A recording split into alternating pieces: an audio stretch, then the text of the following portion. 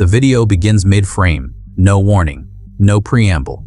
A service truck rolling south on Highway 1 near Ragged Point, the Pacific stretching out to the left, gray and enormous. The cliff face to the right, wet from overnight rain, streaked dark like open wounds in the earth.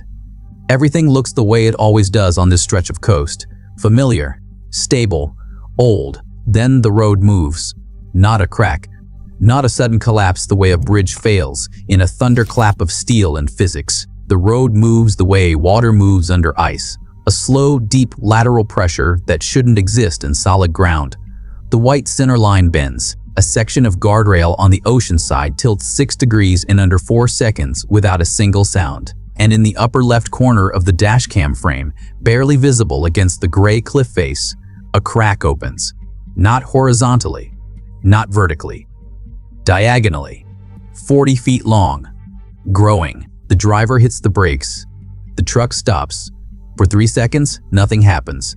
Then the road moves again. That footage, recorded on the morning of March 1st, 2026, was handed to a team of geotechnical engineers at the California Department of Transportation within 6 hours of capture. The analysis that followed produced what one senior engineer, reviewing the stabilized frame-by-frame enhancement, described in internal communications as a movement signature we were not prepared to see. To understand why, you need to understand what road movement on the California coast normally looks like. When a coastal highway section fails, and they do fail, with increasing regularity on Highway 1, it fails in a recognizable pattern. Rainfall saturates the soil. The saturation weakens the bond between the roadbed and the underlying rock layer. A section of road, sometimes 50 feet, sometimes 200, separates from the cliff face and drops toward the ocean in what engineers call a translational slide. Fast, loud, dramatic, a clean shear. What this footage shows is none of that. The section of Highway 1 captured near Ragged Point did not shear. It did not drop. It translated, meaning it moved horizontally as a unified mass in the direction of the ocean while maintaining surface integrity. The road surface did not crack during the event. It bent. The guardrail did not break. It leaned. The lane markings did not split. They curved. That is not supposed to happen. A road surface bending without fracturing means the material beneath it, the roadbed, the subbase, the compacted fill, and everything below moved together as a single coherent unit, not a collapse, a migration. The entire road section, and whatever depth of ground it sits on, slid west toward the Pacific in one piece. Dr. Jers. Miriam Okafor, a coastal geomorphologist at Cal Poly San Luis Obispo, who was given access to the footage that same week, described her first viewing with unusual candor. She said she watched it 4 times before she spoke. The 5th time, she paused it on the frame where the center line curves and said to the colleague sitting next to her, "This is a deep-seated failure. This is not the road. This is the hill." That distinction between a road failing and a hill failing is not semantic. It is the difference between a localized infrastructure repair and a geological event that no amount of engineering can reverse. Because hills, unlike roads, do not get fixed. To understand what a deep-seated failure means on the California coast, you need to go back to the beginning of what this coastline actually is. The Big Sur Coast, the stretch of Highway 1 running roughly 90 miles between San Simeon and Carmel, is not stable ground with a road built on top of it. It is unstable ground that has been temporarily stabilized by engineering, and that stabilization has always been provisional. The cliffs here are composed primarily of Franciscan complex rock, a chaotic, fractured assemblage of chert, sandstone, shale, and serpentinite that was scraped off the ocean floor by tectonic plate subduction over millions of years and compressed into a geological formation that engineers informally call a mélange, which means mixture, which means, in engineering terms, inconsistent, unpredictable, and prone to failure in ways that resist modeling. The state has known this since the highway was first completed in 1937. The road has been closed, rerouted, or substantially repaired more than 40 times in the decades since. Major slides in 1983, 1998, 2011, and 2017 each took months or years and tens of millions of dollars to address. The 2017 Mud Creek slide alone deposited an estimated 5 to 6 million cubic yards of material onto the highway and into the ocean. the largest in recorded history on that stretch of coast, and required 15 months of round-the-clock work to reopen a single lane. Each of those events was a translational slide. Material from above collapsed onto the road. What the March 2026 footage near Ragged Point documents is a different mechanism entirely. This is a rotational slump, sometimes called a deep-seated landslide, in which the failure plane is not at the surface, where the road meets the ground, but dozens or potentially hundreds of feet below it, where the saturated clay layers within the Franciscan melange have lost their shear strength and begun to move along an internal curved surface, rotating slowly outward and downward toward the ocean. The road on top does not know this is happening. It rides the movement. It bends. Dr. Kevin Taras, a geotechnical consultant who has worked on Highway 1 repair projects since 2009, agreed to speak on the record following the footage release. He was measured in his language but precise in his conclusions. He said the movement signature captured near Ragged Point is consistent with what geologists call a pre-failure creep phase. This is not the slide, this is the ground announcing that the slide is coming. The distinction matters enormously because pre-failure creep can persist for weeks or months before full mobilization occurs, meaning the ground is moving noticeably, continuously, and there is nothing that can be done to stop it. The question is not whether the failure will happen. The question is how large it will be when it does. He said that on camera. He did not look away when he said it.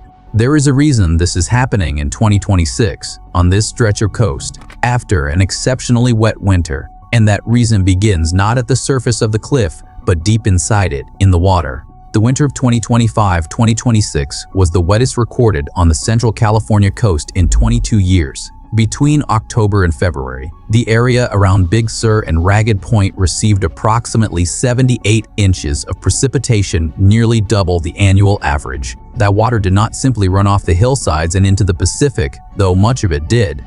A significant portion of it infiltrated the ground. It moved down through the fractured surface rock, through the compacted debris of old slides, through the clay-rich layers of the Franciscan melange, and it accumulated in the spaces between rock formations, in the swelling smectite clay seams that run laterally through the coastal bluffs, in the failure planes of old, stabilized slides that haven't moved in decades. Water is not simply a lubricant in a geological failure. It is a pressure medium. As groundwater accumulates in the pore spaces of saturated clay, it generates what engineers call pore water pressure, an internal force pushing outward on the surrounding material. When pore water pressure exceeds the shear strength of the clay stops behaving like a solid and begins behaving like a viscous fluid. It flows, very slowly, along whatever path offers the least resistance. On a coastal bluff angled toward the ocean, that path goes west. Okafor's team ran ground-penetrating radar surveys along the Ragged Point section of Highway 1 during the first week of March. What they found beneath the road surface confirmed the creep hypothesis and exceeded their worst expectations. At a depth of approximately 35 feet below the road surface, the radar detected a continuous layer of water-saturated clay running parallel to the cliff face for a distance of roughly 800 feet. This layer, which preliminary analysis suggests is a remnant failure plane from a historical slide, possibly dating to the early 20th century, is now fully saturated and mobile. The radar imagery shows it deforming, the upper portion moving seaward faster than the lower portion, generating the rotational geometry that produces surface bending without surface fracture. What this means is that 800 feet of Highway 1 is sitting on top of a slow-moving river of liquefied clay that is 35 feet underground and oriented directly toward the Pacific Ocean. What it also means, and this is where the conversation in the geological community becomes very quiet very quickly, is that the water driving this failure is still there. The rains have stopped, but the groundwater, accumulated over 5 months of exceptional precipitation, does not drain quickly. It drains over years. In fractured coastal melange rock, sometimes over decades. The pore water pressure that initiated this creep phase will not return to baseline before the next rainy season begins in October. And if the 2026-2027 winter is anything like the one that just ended, the saturated layer will not drain at all. It will deepen. Dr. Taras, when presented with the radar findings, used a phrase that has since been repeated in every subsequent briefing Caltrans has received on the matter. He said, "The clock does not reset." He meant that the ground near Ragged Point has crossed a threshold. The failure plane is established. The clay is in motion, short of excavating 35 feet of coastal bluff for 800 feet of coastline, a project that would cost in excess of $1 billion and would itself destabilize the very ground it sought to repair. There is no engineering intervention that returns this section of Highway 1 to stable ground. The clock does not reset. The Ragged Point site is not isolated. This is the fact that transforms an infrastructure story into something larger. In the 2 weeks following the initial footage release, Caltrans quietly opened monitoring files on 4 additional locations along Highway 1 between San Simeon and Andrew Mallara State Park. These were not new sites of concern. All 4 had been flagged in previous inspection cycles. What changed is that the post-March instrumentation data from those sites showed movement, not the dramatic footage-worthy movement of the Ragged Point section. Subtle movement, the kind that only shows up in tiltmeter readings and GPS displacement sensors embedded in the roadbed. Millimeter-scale monthly averages that, in isolation, are noise. That, in aggregate, following the wettest winter in 2 decades, are a pattern. Dr. Okafor described the pattern without melodrama. She said, "We are watching the entire coast make a decision." What she means by that is rooted in the physics of connected groundwater systems. The saturated clay layer identified at Ragged Point does not exist only at Ragged Point. It is part of a regional stratigraphic formation, a layer that, with variations in depth and thickness, runs along much of the Big Sur coast. The infiltration event of winter 2025 to 2026 didn't just saturate one section of one hillside. It recharged a regional aquifer system that now extends through multiple failure zones simultaneously. This does not mean the entire coast is about to slide into the ocean. The geological community has been careful about that framing because the public tends to interpret geological risk in binary terms, either safe or catastrophic, and the reality is a spectrum. Not every saturated clay seam will achieve full mobilization. Not every tiltmeter showing millimeter displacement is a pre-failure creep signal. Some sections will drain, some will stabilize, some will not. But at least 2 of the 4 newly flagged sites, one north of Limekiln State Park and one south of Bixby Creek Bridge, showed displacement patterns that, in Okafor's assessment, are consistent with early-stage deep-seated creep, slower than Ragged Point, less developed, but moving in the same direction, driven by the same mechanism, fed by the same regional groundwater recharge. The Bixby Creek Bridge site is the one that commands the most attention. Bixby Creek Bridge is not just a stretch of road. It is one of the most photographed structures in California, a 1932 open spandrel arch bridge that carries Highway 1 across a 260-foot deep canyon 13 miles south of Carmel. The bridge itself is founded on bedrock and is not at immediate risk, but the approach fill on its south side, the compacted earth ramp that connects the bridge deck to the road, sits directly above the flagged displacement zone. If the creep beneath that approach fill accelerates, the bridge does not fall, but it becomes unreachable from the south. And Highway 1 through Big Sur does not have alternate routes. It has one road, running along one coast, on top of one formation that is, in multiple places, beginning to move. Highway 1 through Big Sur carries approximately 3 million vehicle trips per year. It is the primary evacuation route for residents of Big Sur Valley, a community of roughly 1,000 permanent residents with no overland alternative in the event of a southern closure. It is also the sole access road for the Esalan Institute, for Pfeiffer Big Sur State Park, for the Ventana Wilderness, and for the network of private ranches and coastal properties that make up one of the most geographically isolated inhabited stretches of coastline in the continental United States. The road closing is not a hypothetical. It has happened before. It will happen again. The 2017 Mud Creek slide closed the highway for 14 months. During that period, residents in the southern section of Big Sur were accessible only by helicopter or boat. Emergency services had to be pre-positioned. Mail was delivered by air. Medical evacuations required coordination with the Coast Guard. What the current situation adds to that precedent is uncertainty about duration. The 2017 closure ended because the slide stabilized and the debris was cleared. The mechanism that produced it was understood, localized, and finite. The mechanism now active near Ragged Point and potentially developing at 2 additional sites is not finite. It is a regional groundwater event, driving deep-seated failure in a geological formation that will remain saturated for an indeterminate period. There is no debris to clear. The road is not covered. The road is moving, and clearing a road that is moving doesn't reopen it. It just removes it. The Big Sur community has been through road closures before. What the residents there, people who have built their lives on the assumption that the coast they live on is, despite its risks, fundamentally navigable, are now being asked to absorb is something different. Not the possibility that the road will close. The possibility that a section of it will cease to be, in any practical sense, a road. That the closure will not be measured in months. That there is no repair timeline because there is no repair. A woman who has operated a small coastal property south of Ragged Point for 31 years said in a local community meeting recorded and posted online in early March that she wasn't afraid. She said she was tired.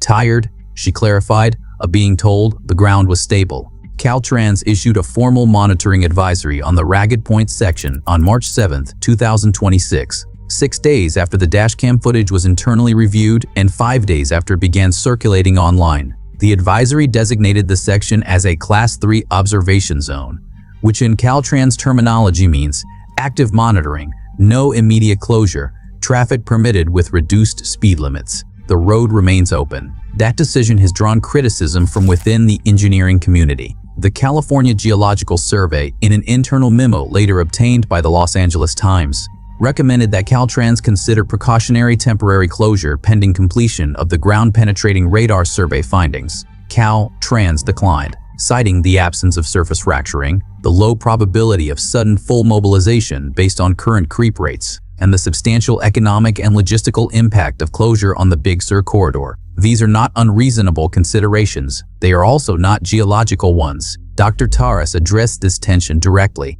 He said that the decision to keep a road open on creeping ground is always a risk management decision, not a scientific one.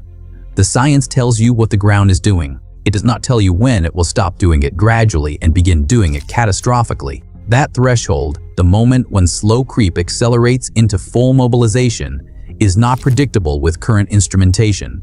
It can happen over the course of months. It can happen overnight. It can happen in response to a single triggering event. A rainstorm, a minor earthquake, an unusually high tide that undermines the toe of the slope. It can also not happen for years. This is the condition under which Caltrans is managing the road, under which drivers are traveling it, under which the monitoring sensors embedded in the roadbed near Ragged Point transmit data every 15 minutes, 24 hours a day to a server in Sacramento that flags anomalies and, if displacement thresholds are exceeded, will send an automated alert to the Regional Operations Center. The threshold that triggers that alert, the displacement rate beyond which Caltrans protocol requires immediate emergency closure, is 4 millimeters per hour. For reference, the creep rate recorded at Ragged Point in the first week of March averaged 0.3 millimeters per day. There is, in that gap, a great deal of room for things to change. The question that researchers are now asking, quietly, in the language of academic papers and funding proposals rather than press releases, is not whether Highway 1 can be saved at Ragged Point. It is whether the logic of coastal highway permanence still applies to the California coast at all. The Ragged Point event is not occurring in isolation from the broader arc of what is happening to this coastline. Sea level rise, which has accelerated measurably along the central California coast over the past 2 decades, is not simply an abstract future threat. It is an active geological force. As the Pacific rises and current projections from the California Ocean Protection Council place sea level rise on the central coast at between 1.5 and 3.5 feet by 2075 under moderate emission scenarios, it does 2 things to coastal cliffs. It increases wave energy at the cliff toe, accelerating basal erosion, and it raises the regional groundwater table, maintaining saturation levels in coastal formations that in previous centuries would have drained between wet seasons. What this means, in practical terms, is that the conditions that produce the Ragged Point failure are not an anomaly produced by an exceptional wet year. They are a preview of baseline conditions that, under any credible climate trajectory, become increasingly typical through the middle of the century. Dr. Okafor has been working on this coastline for 14 years. She said in her most recent public presentation on the subject That when she first arrived, she thought of Highway 1 as a road with a geological problem. Now, she said, she thinks of it as a geological problem that currently has a road on it. That reframing is not hyperbolic. It is the direction that the technical literature is moving. A 2024 study from UC Santa Cruz modeled deep-seated failure probability along the Big Sur coast through 2050 under 3 climate scenarios. Under the most conservative scenario, lowest projected precipitation increase, lowest sea level rise, the probability of a major deep-seated failure event affecting Highway 1 at 1 or more locations doubled by 2045. Under the moderate scenario, it more than tripled. The study was published in the Journal of Geophysical Research. It received no major news coverage. It received a great deal of attention in Sacramento. The dashcam footage from the Ragged Point maintenance vehicle is 4 minutes and 17 seconds long. Most people who have seen it online watched the first 90 seconds. The part where the road bends, where the guardrail tilts, where the crack opens in the cliff face. The part that looks like disaster, the part that fewer people watch, is the final minute. After the driver stops the truck, after the 3 seconds of stillness, after the road moves a second time, the camera keeps rolling, and for the last 60 seconds of the footage, nothing dramatic happens. The road does not collapse, the cliff does not fall, the crack does not widen visibly. The guardrail settles at its new angle and stays there. The ocean is in the background, the way it always is, on this stretch of coast. Gray and enormous and entirely indifferent to what just happened in front of it. What the footage captures in that final minute is the thing that is hardest to communicate about deep-seated geological failure. It is not loud. It is not sudden. It does not look like catastrophe in real time. It looks like a road. It looks like a cliff. It looks, to any driver who passes that section without knowing what to look for, like the coast that has always been there. And under all of it, 35 feet down in a layer of saturated clay moving at 0.3 millimeters per day to fractured rock that has been building toward this moment since the first winter rains of October 2025, the ground continues to move, not dramatically, not visibly, but continuously. And the clock, as the man who has spent 17 years watching this coast said clearly, on record without looking away, does not reset.